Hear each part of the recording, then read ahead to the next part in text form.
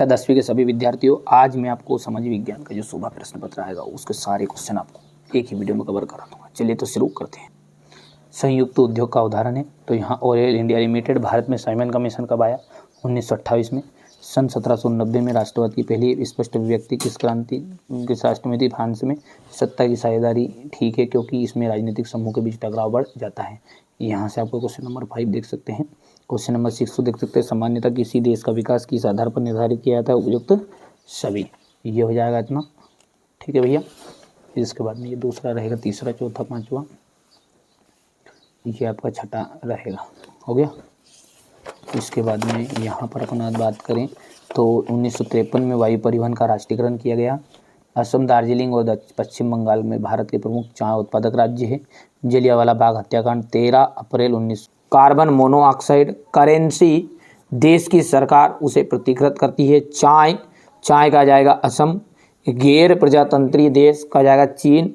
Napoleon की हार का जाएगा 1815 और कांडला का जाएगा आपका गुजरात। हो गया इतना।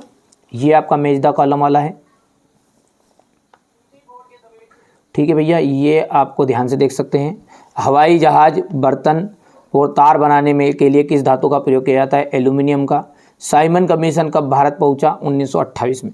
लैंगिक विभाजन किस पर आधारित है? सामाजिक अपेक्षाओं पर। बेल्जियम की राजधानी बताइए तो ब्रुसेल्स है।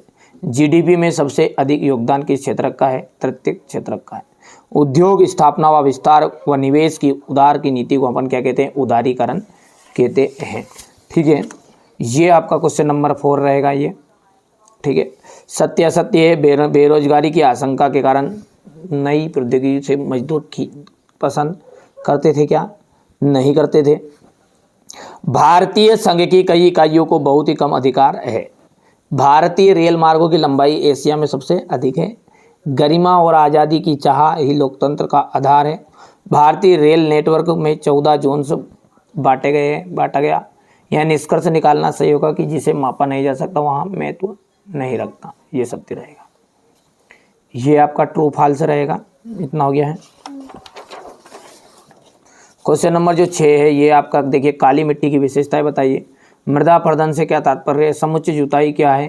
पहाड़ी वाले क्षेत्रों में मृदा अपरदन को रोकथाम के उठाए जाने वाले कदम लिखिएगा।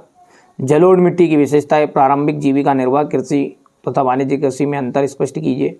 भारत में उगाई जाने वाली मुख्य रेशेदार फसलें कौन कौन सी है? आधारभूत उद्योग से क्या आशय है? वायु प्रदूषण को नियंत्रित करने के उपाय बताइए। सड़क परिवहन के कोई 2 गुण बताइए। राष्ट्रीय राजमार्ग तथा जिला मार्ग के बारे में बताना है। रेल परिवहन की अपेक्षा सड़क परिवहन क्यों महत्वपूर्ण है? बढ़िया से कंप्लीट कर लो, यही प्रश्न आपके सुबह आ रहे हैं, ठीक है। व्यापार से आप क्या समझते हैं? स्थानीय और अंतर्राष्ट्रीय व्यापार में अंतर बताना है आपको। कार्नेला के समाप्त करने के बारे में ब्रिटिश सरकार के फैसले को लिखिएगा। भारतीय अर्थव्यवस्था में महामंदी का प्रभाव आ रहा है, ठीक है। पहले विश्व युद्ध के समय भारत का औद्योगिक उत्पादन क्यों बढ़ा? औद्योगिक मजदूरों से क्या आशय है, ठीक है।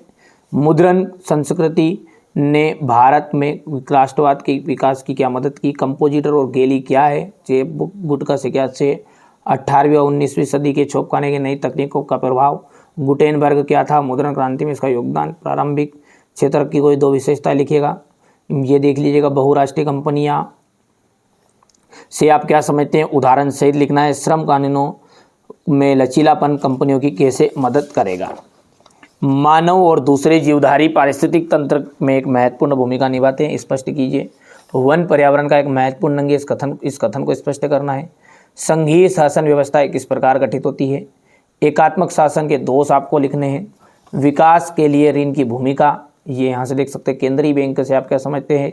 साहूकारी व्यवस्था में दोषों को बताइए। जलियांवाला बाग हत्याकांड और असहयोग आंदोलन के कोई 4 कारण लिखने हैं, ठीक है भैया।